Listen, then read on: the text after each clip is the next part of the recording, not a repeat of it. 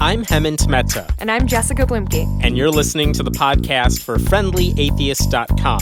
You can now listen to all of our episodes and see show notes at FriendlyAtheistPodcast.com. All right, so I am here today at the American Atheist Convention 2015 in Memphis with Susan Blackmore. Thank you so much for joining us today. It's a pleasure, thank you. All right, so you're a author, a psychologist. What's your background?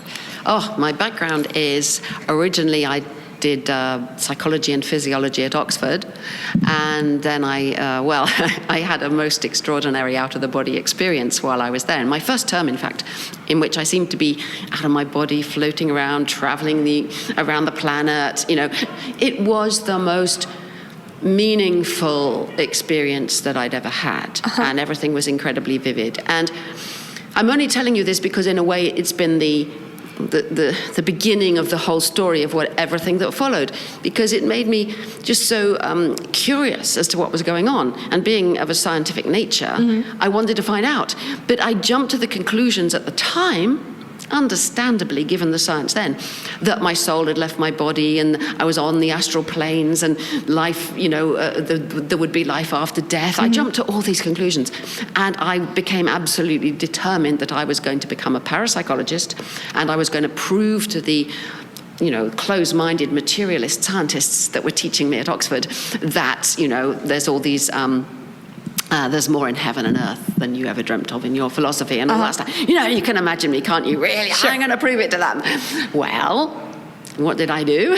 I went and did a PhD in parapsychology, which I was one of the first people to do that in Britain. And I did lots of experiments, and I didn't find any paranormal phenomena at all. So then I joined PsyCop, it's become the Center for Inquiry now, but the Committee for the Scientific Investigation of Claims of the Paranormal, and I became a skeptic. I became what I would call rent-a-skeptic. I just, like the BBC, which is fantastic, they have this policy of being fair to things. So I would go on these TV programs where there's 99 people who've seen a ghost and Sue Blackmore to tell them about brain processing and the temporal lobes and blah, blah, blah.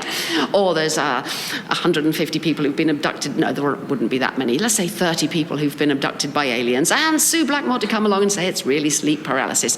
Or there would be 1,000 people in a big TV studio who all know that they're, telepathic, and Sue Blackmore to come along and say, well, I've done these experiments, and they go, blah, blah, So I did that for a long time, and I got really, really sick of it. I think one of the interesting things I discovered was that when I was a believer in all this stuff, the skeptics gave me no trouble. When I became skeptical, I got hate mail, really horrible things from psychics and people who knew in the truth, and they knew they could predict the future and what terrible things would happen to me and all of that kind of thing. But after quite a long time, we're talking many years, decades, I thought I still don't understand that original experience. So after a long time, many, many years, even decades, I thought, well, I still don't understand that original experience. And what is it that's so important about it? It's about, well, what's real? What is experience anyway? What is the nature of consciousness? So I went back to those fundamental questions. So since then, I've done a lot of work on consciousness. I've written lots of books about consciousness, usually trying to increase the perplexity because it's really mysterious and difficult for us to understand scientifically. Along the way, I became infected with the meme, and I wrote a book about memes. And I'm very, very interested in cultural evolution and the driving force of the evolution of memes and how they've changed us as human beings. So that's a sort of, rather a long sketch in answer to your question. So I definitely want to get back to the memes, but first I would love to talk about your studies in consciousness, because I think it's one of the more difficult problems that we as skeptics or atheists or whatever have to tackle, because you can kind of explain to somebody how evolution works or whether or not creation is likely true, but people's own experiences are their own, and when your own experience is unreliable, your memory is unreliable, things like that, I think that's a really interesting thing to study. Is it hard to tell somebody, like, I know this is what you experienced and I know that's what you think, but you're wrong, your memory is wrong? Yes, but that's not getting at the problem of consciousness. consciousness, we have no definition of consciousness, but as close as we get is from a philosopher in 1974, Thomas Nagel, who asked the question, what is it like to be a bat? Now, the reason he asked that question is because what he meant was, if there's something it's like to be a bat, anything it's like for the bat, from the bat's point of view, that's what we mean by consciousness. And if there's nothing it's like to be a bat, then that's what we mean by being not conscious. So these headphones here, is there something it's like to be these headphones? No, I mean, surely not. They don't have any kind of senses or ability they're not modeling the world, they're not interacting with it, they just sit there dead, I mean, not dead, unalive. But you can ask, is a baby conscious, is a rat conscious? And we can't answer. I mean, it's deeply, deeply mysterious. So I'm kind of diverting from your question, but what your question inspired me to think about is the importance of this deep mystery for skeptics. Because there's so many things that the skeptic can say, you're wrong. We know. I mean, a lot of things about evolution, for example, a lot of things about probability and chance, a lot of things about the kind of paranormal claims that I investigated. We now have the science and we can say you're wrong. But when it comes to consciousness, this is a serious mystery for science at the moment. The more we understand about the brain, you mentioned false memory and so on, we can study that. We understand, there'll be loads more to find, but we understand pretty well the perception of color, for example. Now, we know how the information gets in the brain, where it goes, which bit of V1 is well, actually V4, and MT and other areas of the visual system are processing color and what they're doing. But what about the greenness of your green shirt? I mean, that experience. Now, this is a genuine mystery. And I think it's important for skeptics not to go around saying, we know this, you're wrong, you're wrong. They should do that in certain circumstances, and they should also be able to say, and here's a genuine mystery we don't understand. If it's anything like the mystery of life itself, we will one day understand it, and we'll go, look, it's not a mystery anymore. It's all down to DNA and evolution and blah, blah, blah, blah. Now we understand, but it used to be a real mystery. Consciousness is like that. That's the mystery of our time. At some point, we will see why we've been so deluded about this subjective experience, this what it's like to be me, that we cannot see how it relates to the brain. We're stuck in dualism. We in our language, in our cultures, we're stuck in our education, in our growing up, in being human, with this sort of feeling that my experiences are private, ineffable qualia, and then there's a physical world out there that's something completely different from. Now, that duality has to be false, but how do we understand non-duality? So this is a real mystery, and I hope that, the really bright, the really inquiring skeptics, the ones who really want to understand the world, I hope they would all say, wow, this is a really interesting mystery. And that's the mystery that I really enjoy tangling with. Man, you just blew my whole mind. What's that? Your mind? What is it? I don't know, but it's blown. Excellent. That's what I want. Now, holding up your fists and going, I don't know. Perfect. Glad to oblige. So memes, let's talk about that. Where did your fascination with memes start? It started because I was very ill. I think, like many people, I just worked too hard, did too much. I'd got a job, I'd got kids, I was traveling, giving lectures. I just wore myself out, and I got chronic fatigue. My legs just didn't work anymore. I was in bed for a long time. And while I was there, one of my students wrote me an essay called Memes and Consciousness. And I kind of faintly remembered these memes idea from having read The Selfish Gene, where Richard Dawkins invented the word and the idea. And I was quite inspired by this essay, and also at that time, Dan Dennett's book, Darwin's Dangerous Idea, in 1995, had just come out. And I was able, while I was ill, to read I could read for about 20 minutes, and then I'd have to lie down and gaze at the ceiling for an hour, to recover. And so very, very, very slowly, I read that book. It took me a couple of months at that rate to read. And when I'd finished it, because it's got lots about memes, I reread The Selfish Gene. And lying there, staring at the ceiling, hour after hour, unable to do anything much, the ideas just, the memes used my brain to propagate themselves. And when I was better, I had all these ideas, and I wrote my book, The Meme Machine, which came out in 1999. And ever since then, I suppose I'd expected that by now there would be a thriving science of memetics, and everybody would agree that this was the most brilliant way of explaining cultural evolution, but they don't, But I have gone on thinking it requires a kind of mental flip, the same way you have to make a mental flip to understand biological evolution, and you have to see the whole concept of design turned inside out. You have to make an equivalent flip to understand our minds, our brains, our culture, that it's actually driven from the bottom up by the competition between ideas to use our brains to get spread.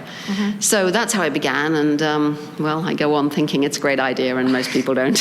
Well, why do you think it's not gained traction the way you expected? Yeah, that's a very, very difficult question. I've given quite a lot of lectures called Why Is There No Science of Memetics? And I don't know that any of my reasons are right, but one reason is people don't get it. Now, you probably realize that an awful lot of people don't get natural selection. Right. It's actually quite hard to really grasp it. I, as you can tell from my voice, I come from England, and there we have good biological evolution in schools. We don't have the scale of the problem that you have. Yeah. It's not putting it lightly. Pardon? Putting it lightly, the problem. Yes, I am. I'm very polite on the whole. Well, it's very British of you. And yet I would have students doing psychology degree in their final year doing my consciousness course, and I would say to them, would you just write down what natural selection means? And a lot of them, they can't do it. And it is actually very difficult. They'll have a rough idea, but they don't really get it. They don't really I call it design by death. I mean, to really grasp natural selection, you have to grasp the vastness of the number of things that have to die for design to emerge out of all this variety. So you have to understand that if you have, and this is putting it in either Dennett or Dawkins' way, you need a three-step algorithm. You need, many other people have said it too, you need variation, things are copied with all sorts of varieties. You need selection, most of them die, and only a few are copied again, and you need heredity. You need whatever it is that helped them survive to be passed on. That's basically what Darwin said. That sounds so simple, but you really need to grasp the length of time and the amount of stuff that has to be killed off or just die in order that design emerges. So that's one thing. Another thing I think is people are really scared. I mean, I know it sounds pathetic, but people are scared of the idea, which comes straight out of memetics, that memes are bits of information that use us to get themselves copied. That everything I have said, that my books, my articles, my everything, this interview, is memes, words, stories, skills, habits, copyable information, just, English got into this brain, you happen to turn up there, it does away with any kind of magical idea of free will, as does so much of science anyway, but, so all that is frightening to people. And I think finally the third reason is evolution itself has, as you well know, its enemies from different directions. So there are many biologists and scientists who want to keep Darwin, evolutionary theory, natural selection to themselves, to biology. They really think that it's a bastardization, a false idea to take Darwin's ideas and apply it in the realm of internet memes or something like that. They really don't want us to do that. And on the other side are social scientists of various kinds, not all of course, who don't want anything to do with evolution. I mean, they want their history, their geography, their humanities to be free of that. A lot don't, but some do. And so your kind of memetics is kind of squeezed between these. So those are just some of the reasons, but as I said, I don't know whether those are the real reasons or not, but it's hard going. Sure. Interesting.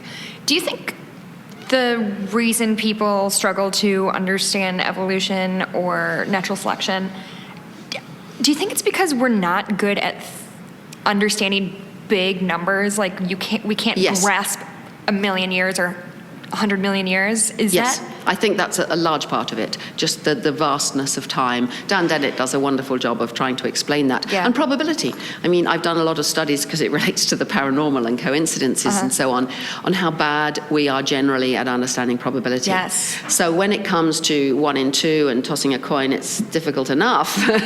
But when it comes to millions, billions of years, we find that really hard. Yeah, or even the thing that Carl Sagan does, I'm sure somebody did it before him with, if all of time is a 12-year calendar, then this happened in April and this happened in March, and then we're, 11:59 on New Year's Eve, and I can't, I know it's right and I know it's true, but I can't make my brain understand it. Yeah. But no, I think that's important. But I think another thing that's important is that when we look at all the things around us, like in front of me is a pen and some paper and some headphones and, carpet and table and these other things, we think they've been intelligently designed. Mm-hmm. We think that somehow in our head is this sort of conscious, I mean, not everybody, but there's a sort of conscious me, and I have these brilliant ideas, and I designed, if I I paint a lot, I love painting. If I, paint a picture and I'm pleased with it, I think, I painted that picture, And so it's very hard for us to make the flip when thinking about biological design into thinking that it was driven from the bottom up by little bits of information stored on a molecule of DNA competing with each other, that they produce this stuff. And so it's very easy to keep on applying our ideas of intelligent design, i.e., what we think happens in the brain, to that.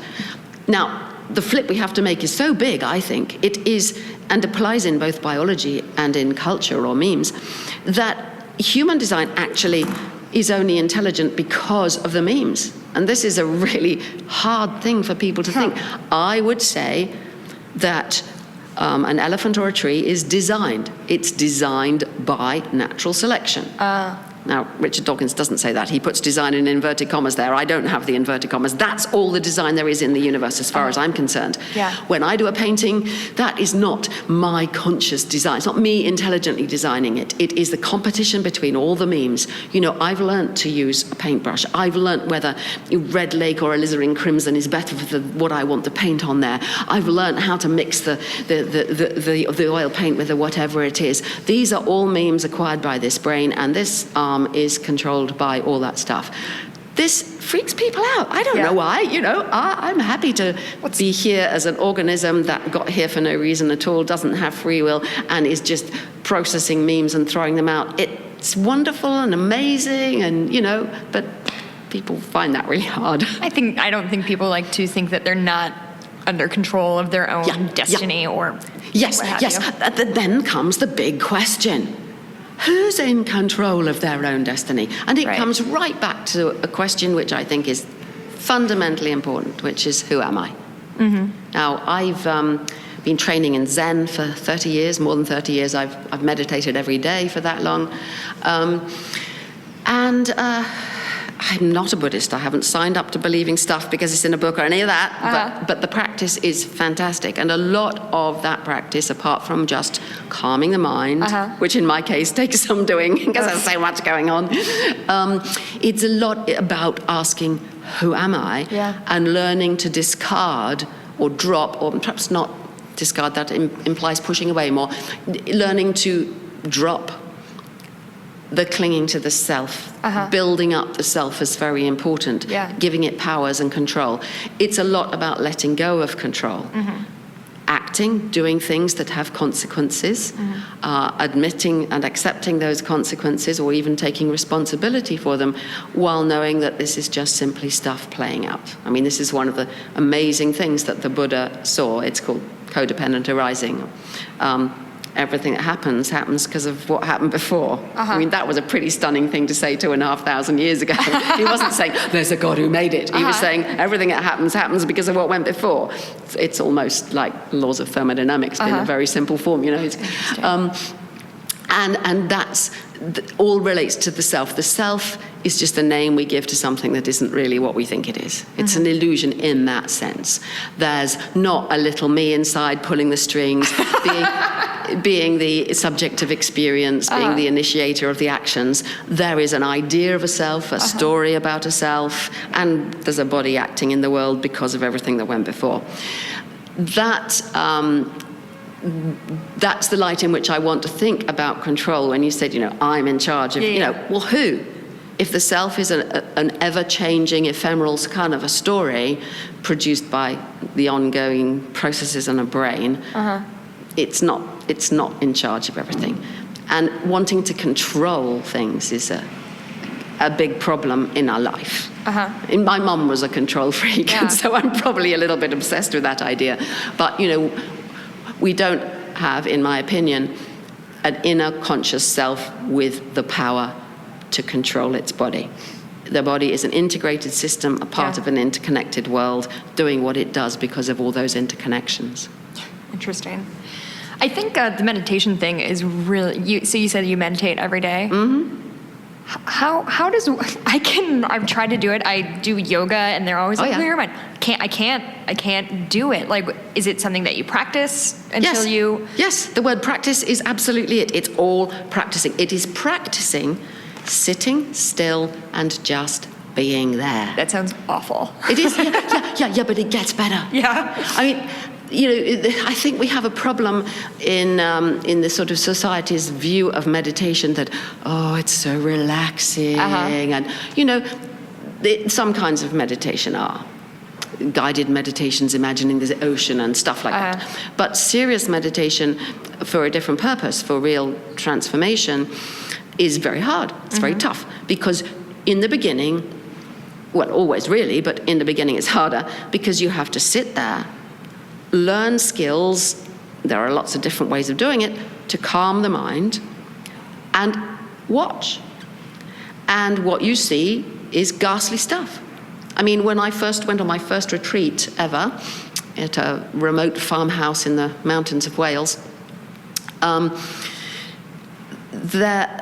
I found it horrific, really. It was a difficult time in my life anyway, but I would sit there hour after hour, because the way the retreats work, you sit half an hour's meditation, you do 10 minutes slow walking or exercise or something, another half hour sitting, another 10 minutes walking around the room, another half hour sitting, then you might go off and do some job or something, you come back and do another half hour, and you get up at 4:30 in the morning, and it goes on till 10 at night, and I can tell you, you have to face up to yourself. Yeah. I remember my husband always goes on about this because he went on a retreat, and my teacher then, John Crook, used to say, "There's only you and the wall isn't doing it." And I would be looking at this wall, and there would be scenes of torture and murder. There would be guilt for terrible things I've done. There would be hatred of my mother for trying to make me do this, that, and the other. There would be anger with my husband for being unkind. Or, endless drivel, ghastliness. But facing up to that stuff, learning to be there with it, it loses its power.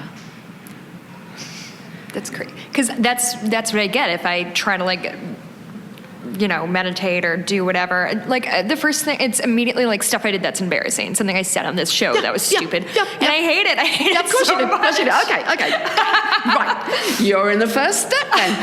But it's the worst step. It's horrible. Why did I persevere?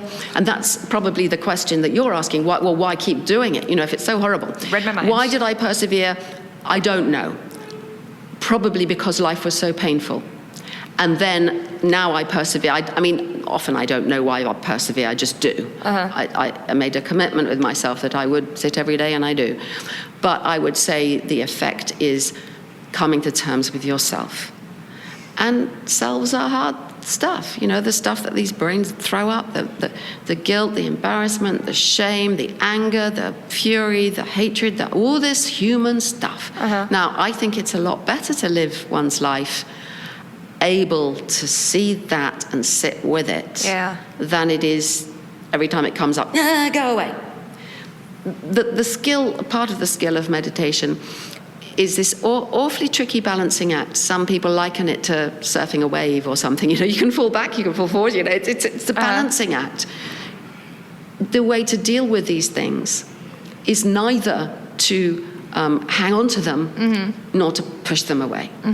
So our teaching is some very common statement. When you sit in meditation, let it come in. Let the stuff. Don't block it. Don't go. Like you acknowledge it and dismiss it. And let it be. So whatever it is, it's what it is, and let it go. Not push it away. No.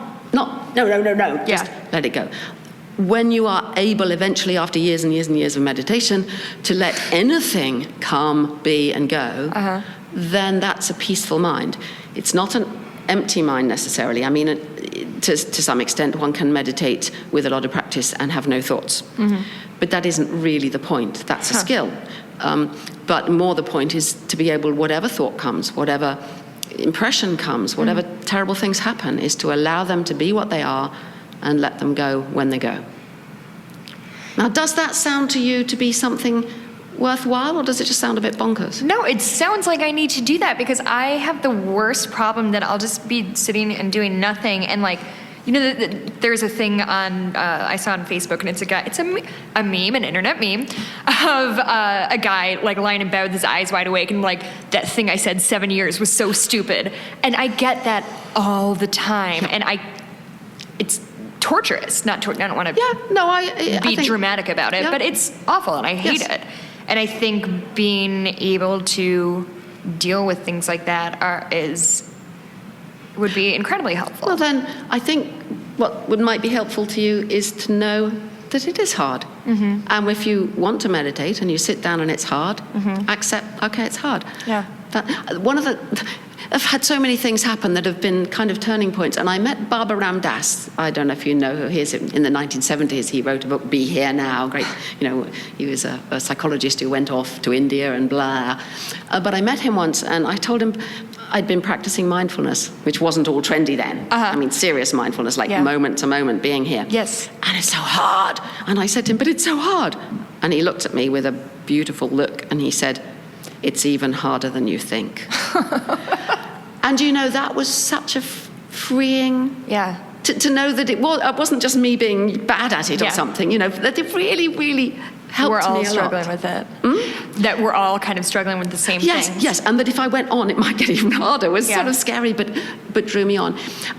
When I talk about this, I might sound as though I really know more than I do. I can tell you some of these stuff that I've been through and come through, but I can tell you there's a whole lot more. I have been on retreats with an American Zen teacher called Reb Anderson, and one of the many things he teaches is welcome all beings. What he means by that is welcome every perception, every thought, every idea, everything that happens, you welcome it. The first time he said that, I was like, what? But what about all the horrible things? Yeah. But gradually, that's what I tried to do. And last night, I went to bed, there was awful noise going on, this music outside, and I was like, oh, shut up! And how could I welcome that? How could I? But, I think with practice, and actually, if you can welcome anything, then you're not afraid. That's hard. I'm trying to admit that it goes on being hard, and yet it seems to me to be worthwhile to do this. And to come back to your question of some time ago about who's in control and so on, all this reflects on the nature of self, on who am I, what's going on here, what's it all about. Basically, the deepest, most fundamental questions about how we live. Yeah, I've been personally trying to be better about acknowledging the moment, acknowledging when I'm doing exactly what I want to be doing. We have to work, and we have to clean, and we have to cook, and we have to do all this crap that is necessary but not fun. And I try to be okay, I'm here at this conference, I'm doing a podcast that I'm passionate about, to grab onto those moments and be things are good right now, acknowledge that. I'm terrible at it, but it's... No, well, that's it. They're not easy, these things. That's why the word you used was so important. Which one? Practice. Yes. I had another question that I completely forgot. So we're coming up on a half hour. Where can people find your books, your work? Well, I have a website. If you put Susan Blackmore into Google, you'll find it straight away. But it's, I think it's susanblackmore.uk. Okay. I am not on Twitter. I am not on Facebook. I was just trying to find you on Twitter so I could tell you we were going to be late, and I couldn't find you. No, well, this is something I do battle with a little bit, but I had January, I gave up email completely. Really? And it was a revelation.